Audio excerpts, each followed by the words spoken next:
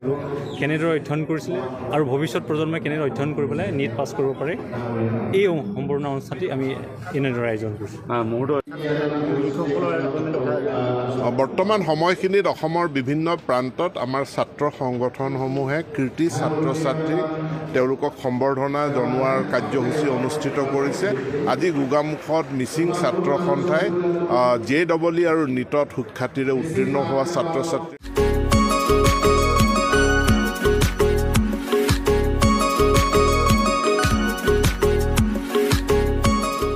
অধ্যয়ন কৰিছিলে আৰু ভৱিষ্যত প্ৰজন্মই কেনেদৰে অধ্যয়ন কৰি পেলাই নীট পাছ কৰিব পাৰে এই সম্পূৰ্ণ অনুষ্ঠানটি আমি এনেদৰে আয়োজন কৰিছোঁ। বৰ্তমান সময়খিনিত অসমৰ বিভিন্ন প্ৰান্তত আমাৰ ছাত্ৰ সংগঠনসমূহে কৃতি ছাত্ৰ ছাত্ৰী তেওঁলোকক সম্বৰ্ধনা জনোৱাৰ কাৰ্যসূচী অনুষ্ঠিত কৰিছে। আজি গোগামুখত মিচিং ছাত্ৰ সন্থাই JEE আৰু নীটত সুখ্যাতিৰে উত্তীৰ্ণ হোৱা ছাত্ৰ ছাত্ৰী